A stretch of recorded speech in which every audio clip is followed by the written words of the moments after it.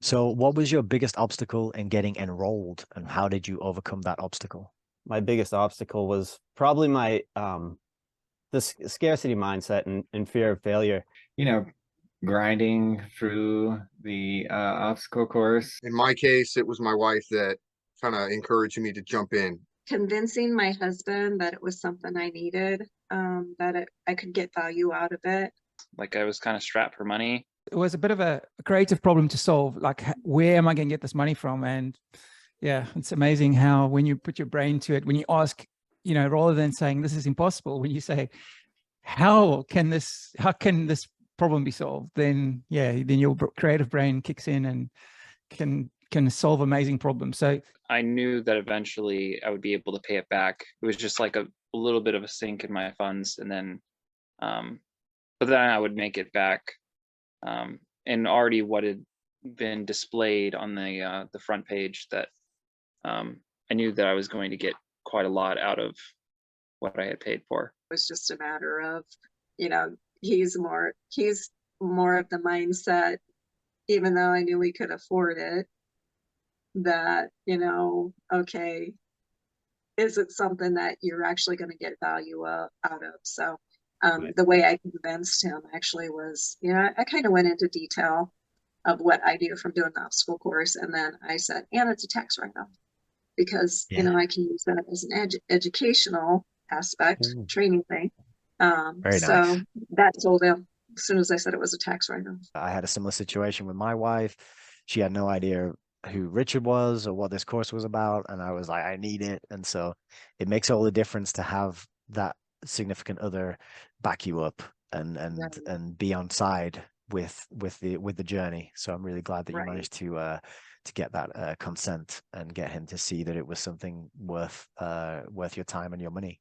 So I said, I need to find a way to get into some kind of a community. And I had been asking the universe for a mentor. I need a mentor. I need a mentor for my work. I need a mentor for my personal life. And after taking the obstacle course, and my wife's encouraging me, why don't you just do it now? Just jump on it now. No excuses, no fear, just do it. You're going to be thankful that you did later, sooner than later. And that's what I did. And I got what I asked for and more. I was ready to do something, so it was very easy for me to make that decision. So really the only obstacle that I had was literally the time invested in the obstacle course. So. All right, excellent. So you felt that obstacle course was appropriately titled. It was a kind of a hurdle that you had to overcome. It was. Yeah. And did you enjoy the obstacle course? Did you get what you needed from it that helped you move forward, or was it more like going through the motions and just getting it done so you could tick that box?